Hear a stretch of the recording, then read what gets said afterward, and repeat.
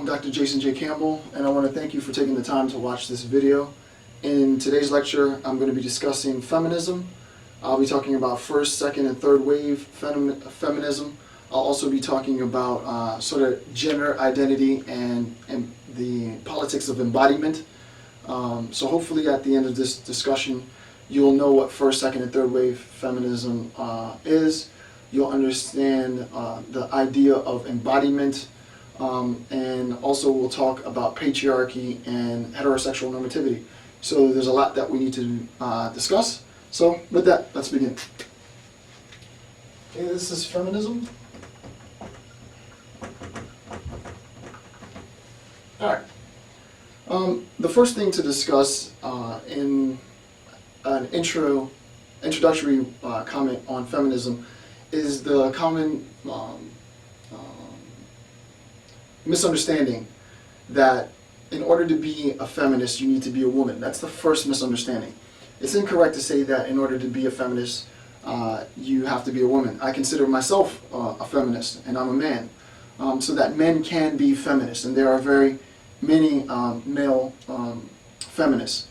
It's important to understand that feminism isn't an ideology of hate, right? Some of the misconceptions of feminism is that feminists are all lesbians, and feminists are all male bashers, and feminists are sort of haters of men, and all of these are inaccurate, right? There are feminists who are lesbians, but not all feminists are lesbians. There are feminists who are men.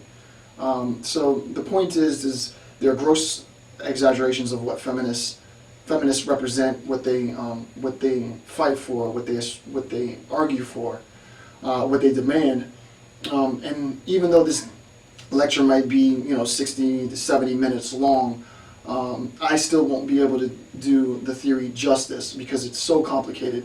But what I'm attempting to do in this is to give you sort of a general overview of what feminism is, and how you as a man or a woman can contribute to expanding some of the ideals that are most represented in feminist theory. Okay, so to begin then, very general account, we're going to talk about the three waves of feminism. So there are three waves of the feminist movement. Okay. The first is known as the first wave.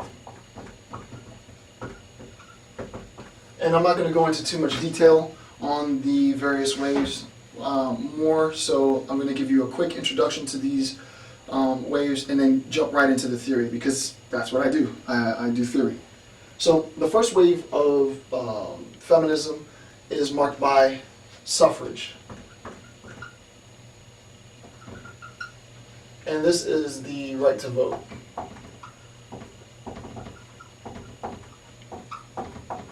Right? So women's suffrage and the right to vote is marked by the first wave of feminism. And you can think that obviously this is the period of time prior to women's ability to vote. So from that point until the time women gain suffrage is known as the first wave of feminism. Next is known as the second wave. The second wave of feminism. In the second wave of feminism, this is roughly, and some people argue exact dates, but roughly you're looking from 1960 to about 1989. So roughly from 1960 to roughly about 1989, some say a little bit earlier, 1985 or so, is the second wave of feminism. And then lastly, you have the third wave. Some actually include 4 waves of feminism. I'm going to stick with the traditional stance of 3 waves. First wave being suffrage, ending with women's suffrage or the fight for suffrage. Second wave is more of like the activist component of feminist movement from 1960 until 1989. And then the third wave is from if I can write it right, is from 1990 until present.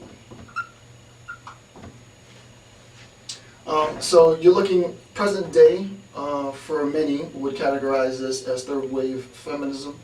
From 1960 until 89 is second wave, and the fight for women's suffrage was the first wave. What you will immediately notice without having really any training or any understanding of feminism is that the demands are going to change, right? The demands that were prevalent in the fight for suffrage won't be the same demands as far as second wave feminism is concerned. Those demands won't be the same as third wave feminism is concerned. So for a quick example, women have attained the right to vote, so they will no longer be arguing for that right. They have attained that right. It has been recognized, their right to vote. And second wave feminists primarily begin arguing for equality in other realms, right? And there's a lot of literature behind this. There's a lot of discussion, which I won't go into.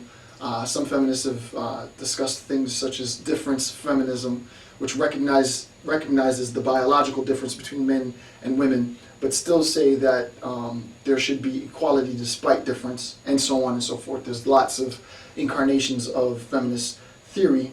My point in this discussion is not to go through all of those incarnations, but to give you a general introductory account into the nature of feminism itself. So this actually concludes the first bit, and it's very general. You can find this anywhere on the internet, nothing really that complicated. A lot more information that could be said, but I'm not going to get into the dates because I do theory.